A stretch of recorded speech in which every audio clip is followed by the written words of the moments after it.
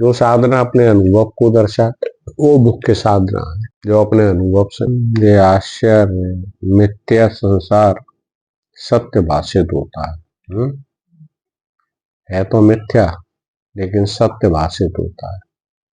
जैसे सपने में सपना देखते हैं, सपने का संसार होता है, तो वो भी कैसा दिखाई देता है? सत्य दिखाई देता है। लेकिन जब जागते हैं तो वो बोले सपना था। ऐसे ही जागृत का ये सत्य दिखाई देता है, लेकिन जब अपने स्वरूप में आ गए बोले ये तो मिथ्या था। और सपने में जागृत का संसार नहीं रहता और जागृत में सपने का संसार नहीं रहता। लेकिन इन दोनों को जानने वाला जो जागृत में भी है, जिसने जागृत को देखा वो जागृत को देखता है, जागृत अवस्था को देखता है। जागृत अवस्था का अभाव हुआ, स्वप्न की अवस्था आई, स्वप्न अवस्था को भी देखता है। फिर सुषुप्त अवस्था आती है, सुषुप्ति को भी देखता है। देखने वाले का कब अभाव हुआ? देखने वाला तो तीनों अवस्थाओं में रहा, अवस्थाओं का एक दूसरे में अभाव हुआ। जागृत में स्वप्न नहीं रहा, स्वप्न में सुषुप्ति नहीं रही, सुषुप्ति में जागृत नहीं रहा। तीनों अवस्थाओं का एक दूसरे में अभाव हो गया, क्योंकि अगर जागृत होगी तो स्वप्न सुषुप्ति नहीं होगी, स्वप्न होगा तो जागृत सुषुप्ति नहीं होगी, सुषुप्ति होगी तो जागृत स्वप्न नहीं रहेंगे। लेकिन हमारा कब अभाव हुआ? देखने वाले का कब अभाव हुआ? हम तो तीनों कालों में थे, जागृत में भी, स्वप्न में भी, सुषुप्ति में भी। लेकिन हम अवस्थाओं को सत्य मान लेते हैं। जागृत आई तो उसको सत्य मान लिया, सपना देखते हैं तो उस समय उसको सत्य मान लेते हैं, जागने के बाद कहते हैं झूठी थी। है और सुषुप्ति में तो बोले कुछ रहता ही नहीं है, ना मन बुद्धि चित्त अहंकार कुछ नहीं रहता है। आज तो बड़े सुख से सोए हैं, तो सुख से सोए इसको भी किसने देखा? उसको जानने वाले सुषुप्ति को हम तो थे कि कोई नहीं था, कोई नहीं को जानने वाले हम तो थे, तभी तो हमने जाना कि कोई भी नहीं था। कोई आपके घर में खटखटाया किसी ने, अरे भाई कोई है? कोई है? बोले कोई नहीं है। कोई एक बंदा था, बोले कोई नहीं है। तो कोई नहीं है को कहने वाला तो कोई है कि कोई नहीं है, तो वो तो है। तो इसी प्रकार हम रात में जब गहरी निद्रा में आते हैं, सुषुप्त अवस्था में, कहते हैं आज तो बोले कुछ नहीं था, बड़े आराम से गहरी नींद आई, कुछ नहीं था। बोले क्या था? बोले कुछ नहीं। तो कुछ भी नहीं था तो इसको देखने वाले हम तो थे कि कुछ भी नहीं था, गहरी नींद आ रही थी। तो हमारा तीनों अवस्थाओं में अभाव नहीं है, हम तीनों अवस्थाओं में हैं, जागृत में भी है, स्वप्न में भी है, सुषुप्ति में भी है। तो देखने वाला सत है, अवस्थाएं बदलती रहती है, असत रूप है अवस्था। तो लेकिन आदत स्वभाव क्या पड़ गया है? बाहर देखने का। लेकिन जो जानने वाला है उसकी तरफ हम नहीं देखते हैं। दो ही चीज होते हैं, एक जानने वाला और दूसरी चीज है जो जानने में आ रहा है। जो जानने में आ रहा है वो सारा दृश्य है, लेकिन इस दृश्य को जो जान रहा है वो दृष्टा रूप, साक्षी स्वरूप, वो हमारा अपना रूप है। लेकिन हम अपने रूप को नहीं जानते हैं, हम इस दृश्य रूपी संसार को सत्य मानते हैं। तो इसी को देख के हम इसी में देखते रहते हैं, इसी को, ये अब ये हो गया, अब ये हो गया, है ना। तो परिस्थितियां तो बदलती रहती हैं, और परिस्थितियां जैसी जैसी परिस्थितियां बदलती रहती हैं उसी को हम सत्य मानते रहते हैं। और उसके बदलाव में कभी तो खुशी होती है, कभी दुख होता है। अनुकूल परिस्थिति आती है तो खुश हो जाते हैं, अरे बहुत अच्छा हो गया है। अनुकूल आई तब फिर प्रतिकूल भी आती है, प्रतिकूल आई तो फिर चित्त की वृत्ति दुखाकार बन जाती है, बोले अब दुखी हो गए। लेकिन इनको जानने वाला तीनों अवस्थाओं को, परिस्थितियों को, वो इन सब परिस्थितियों से असंग है, वो इनसे बिल्कुल असंग है, उस पर कोई असर नहीं पड़ता। तो ऐसे ही बाल्य अवस्था आती है, बाल्य अवस्था आई, युवा अवस्था आई, वृद्ध अवस्था आई, अवस्थाएं आती जाती रहती हैं, लेकिन उसका जानने वाला, उसमें कोई अवस्था नहीं आती है, ना वो बाल्य अवस्था को, बाल्य अवस्था आती है तो भी एक समय, युवा आती है तो भी वैसे ही है जानने वाला, वृद्ध अवस्था आती है तो भी एक सही है। ऐसे प्रातः काल, मध्याह्न काल, साय काल, रात्रि काल आता है, काल बदलते रहते हैं, लेकिन इसको जानने वाला एक रस है, उसमें बदलाव नहीं। वो जानने वाला कौन है? वो देखो, अपने आप को देखो, कौन जान रहा है? ये तो सब जाना जा रहा है। शरीर भी जाना जा रहा है, सारा दृश्य जाना जा रहा है। बोले मन भी जाना जा रहा है। कहते हैं ना, मेरा मन, आज मेरा मन ये कर रहा, आज मेरा मन वो कर रहा, आज मेरा मन नहीं लग रहा, मेरा मन ये नहीं है। तो मन भी जाना जा रहा है, मन को भी तुम जान रहे हो, बुद्धि को भी तुम जान रहे हो। बोले ये सही नहीं है, ये मेरी बुद्धि काम नहीं कर रही, मेरी बुद्धि ये कह रही है, नहीं ये निर्णय गलत है। बुद्धि के निर्णयों को भी तुम जान रहे हो। चित्त तुम्हारा दुखी है, सुखी है, चित्त के दुखी और सुखी होने को भी तुम जान रहे हो। तो तुम सबसे अलग हो, इन सबको जानने वाले साक्षी दृष्टा तुम हो। तो तुम अपने ओर आओ। ये बाहर का जो जाना जा रहा है, इससे हटकर किसकी तरफ आओ? स्वयं की तरफ आओ, अपनी तरफ ध्यान दो। यानी कि बहिर्मुखता छोड़कर अंतर्मुक्त हो। अंतर्मुक्तता के लिए बहुत साधना है, कुछ नहीं करना, बहुत आसान है। बस जहाँ चाह है वहां राह है। हमारी इच्छा नहीं होती, सबसे बड़ी बात ये। इच्छा हमारी संसार में इतनी सत्य बुद्धि हो गई कि हम उससे निकलना ही नहीं चाहते, उस परिस्थितियों से। सत्य बुद्धि हमारी कहाँ पर है?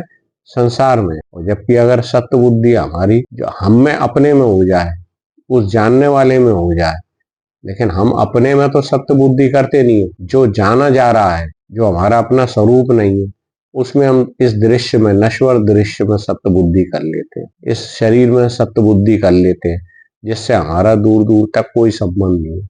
ऐसे शरीर न जाने कितनी बार मिले और कितनी बार मिट गए। बोलो जी, कितनी बार मिले, कितनी बार मिट गए। हर बार एक ही शरीर में अहंता कर लेते हैं, बाकी शरीरों में ममता कर लेते हैं, राग कर लेते हैं, द्वेष कर लेते हैं। क्योंकि नानात्व में हमारी सत्य बुद्धि हो गई। द्वैत में जितना नानात्व उसमें सत्य बुद्धि हो गई, जबकि है वो एक का एक। सब घट मेरा साइया, खाली घट ना कोई, बलिहारी वा घट की, जा घट प्रगट हुई। सब घट मेरा साइया, खाली घट ना कोई, बलिहारी वा घट की, जा घट प्रगट हुई। सब में है वो प्रभु, सब में। लेकिन जो पुरुषार्थ करते हैं उसमें वो प्रकट हो जाता है। प्रकट भी क्या हो जाता है? जिसकी बाहर की दृष्टि है, बाहर जिसको संसार की सत्यता है, तो प्रकट नहीं होते। बोले अभी तो ये बाहर फंसा हुआ है। लेकिन जिसकी इच्छा हुई कि बोले नहीं, अब बाहर बाहर तो बोले नश्वर है, सब भटकने वाला। तो जो अंतर्मुख हो गया स्वयं को जानने के लिए, तो बस वो अपने को जान लेता। राम जी ने देखो वशिष्ठ जी के आगे बोले, मेरे को तो बस परम पद की प्राप्ति करनी है, परम पद चाहिए। कितनी इच्छा थी, तीव्र थी राम जी की इच्छा कि परम पद की प्राप्ति करनी है। बोले ना खाऊंगा ना सोऊंगा, ऐसे ही बैठा रहूंगा। हे मुनीश्वर, मुझे तो बस परम पद चाहिए, चाहे मेरे प्राण निकल जाए, ऐसे ही बैठा रहूंगा, कुछ भी नहीं खाना पीना, बस परम पद चाहिए। कैसी लगन है। यहाँ तो मालूम है कल को संसार छूटने वाला है। आखिर कब तक संसार है? अपना देह भी मृत्यु की अमानत है? वो भी शमशान की अमानत है, वो भी शमशान। हर क्षण मृत्यु की ओर जा रहे हैं अपना देह, और फिर भी हम उसी में सत्य बुद्धि कर लेते हैं, उसी में अहमता कर लेते हैं, अपनी ओर नहीं आते, स्वयं की ओर नहीं जाते। आखिर कब तक? आखिर कब तक? जो तुम सत्य बुद्धि कर रहे हो इस संसार में, देह में और संसार के दृश्य में, सत्य बुद्धि से ही तो व्यवहार हो रहा है ये। तो आखिर कब तक, कब तक आखिर व्यवहार होगा? क्यों? बता, आखिर कब तक व्यवहार होगा? ये सब कब तक सत्य रहेगा? चलो कल तक तो सोचता है लोग, कल नहीं हो रहा है, ज्यादा से ज्यादा 50 साल, 100 साल। इसके बाद तो मालूम ही है ये सब मिटना ही मिटना है। तब मिटना है तो ऐसे में सत्य बुद्धि क्या करनी? जो अनादि काल से, आदि अंत से रहित है, वो देखो अपना आपा है, अपना स्वरूप है। उसमें ना आदि है ना अंत है, ना उत्पत्ति होती है उसमें। उत्पत्ति स्थिति प्रलय से जो रहित है, उसकी ना उत्पत्ति हुई अपने स्वरूप की, अपनी उत्पत्ति नहीं हुई है। उत्पत्ति स्थिति प्रलय से रहित है वो। हाँ, ऐसा अपना रूप आदि अंत से रहित है। आदि अंत तो सृष्टि का होता है, लेकिन अपना स्वरूप तो आदि अंत से भी रहित है, क्योंकि उसमें उत्पत्ति नहीं है। जिसकी उत्पत्ति नहीं है उसका अंत क्या होगा? सृष्टि नहीं थी तो भी हमारा अपना रूप था, हम थे। बोले हम कहाँ थे? हमारा तो जन्म ही अभी हुआ है 40 साल पहले। हम तो 41 साल के हैं, हम तो 50 साल के हैं। अरे मूर्ख, ये शरीर को लेके तू अपनी उम्र बता रहा है, शरीर को अपना रूप मान रहा है। शरीर तो ना जाने कितनी बार मिले, कितनी बार गए, लेकिन तू तो इस शरीर से, शरीर नहीं था तो भी था, और शरीर के बाद में भी तू रहता। सृष्टि नहीं थी तो भी तू था। अपने को जान ले। अपने को जानेगा तब तो ये मालूम पड़ेगा तेरा अपना स्वरूप कितना अनंत व्यापक था। सारी सृष्टि की उसमें कल्पना थी। क्या सारी सृष्टि की उसमें क्या थी?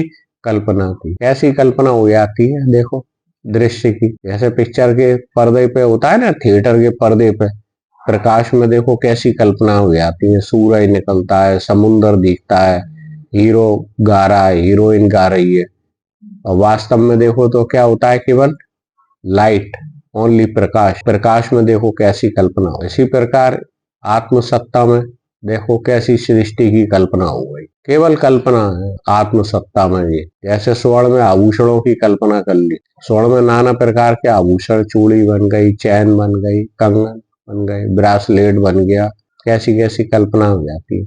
माटी में देवी देवताओं की मूर्तियां, मनुष्य की मूर्ति, पशु पक्षियों की मूर्ति बन जाती है। होती क्या है? केवल माटी है, मिट्टी। ऐसा ही है आत्म सत्ता में नाना तो दिख रहा है। ये जगत की कल्पना हो गई, द्वैत की कल्पना हो गई। तत्व दृष्टि से देखो तो अपना ही स्वरूप है केवल। तो अपने को भूल कर हम बाहर भटकते हैं। जब अपने को जानने की इच्छा हुई, मैं कौन हूँ, उस आत्म पद को जानने की, परम पद को जानने की इच्छा होती है जिनकी, तो वो उस परम पद को पा लेते क्या? पाया कहे सो बावरा, खोया कहे सो कूर, पाया खोया कुछ नहीं, ज्यों का त्यों भरपूर। आपका अपना रूप है, सबका सबका अपना रूप है, लेकिन अपने रूप को हमने कुछ का कुछ मान लिया। हम तो स्त्री हैं, हम तो पुरुष हैं, मानते रहो अपने को स्त्री पुरुष। हम तो जीव हैं। अरे स्त्री और पुरुष तुम नहीं थे तो भी तुम थे, जीव नहीं थे तो भी तुम थे। तुम क्या हो जानो अपने को। ये तो बाद में उपाधियां लग गई, जीव की, स्त्री की, पुरुष की, डॉक्टर की, इंजीनियर की, है। ये तो सब बात की उपाधि है, तुम्हारी उपाधियां हैं सब। उपाधियां तो सब नष्ट हो जाती है, लेकिन वास्तव में तुम्हारे में कोई उपाधि नहीं है। तुम निरुपाधिक हो। तुम सारी उपाधियों का अंत हो जाता है। जब उपाधियां सारी शेष हो, सबका अंत हो जाए, तो कौन रहता है शेष? वो तुम हो, सारी उपाधियों से। इसलिए स्वयं को जानना चाहिए, अगर जिसको अपना क्या करना हो, कल्याण करना। क्योंकि जिसको आज तुम परिस्थितियों को सत्य मान के इसमें खप रहे हो, ये टिकने वाली नहीं है। खपते रहो। हमारी वाणी पर भले तुम विश्वास करो ना करो, मानो या ना मानो, लेकिन इन परिस्थितियों का जिनमें तुम खप रहे हो सत्य मान के, लिख लेना हमारी बात को, तुम नोट कर लेना। एक दिन सबका अंत आएगा, सब नष्ट होने वाली है। सब रह जाएंगे तुम्हारे बंधु बांधव रिश्तेदार, सब यहीं पर रह जाएंगे। तुम्हारा शरीर भी चार कंधों पे जाएगा, वहां पे राम नाम सत्य हो जाएगी। फिर कहाँ पे जाओगे, कहाँ भटकोगे, किधर जाओगे, कोई पता नहीं। इसलिए जो कार्य करने का है, जिसके लिए मनुष्य शरीर मिला है, उस कार्य को करने के लिए तत्पर होकर लग जाना चाहिए। एक क्षण की भी देरी करना बड़ी भारी क्या है? मूर्खता है। कोई पता नहीं है श्वास का कि श्वास कब बंद हो जाए। बाकी तुम्हारी मर्जी है।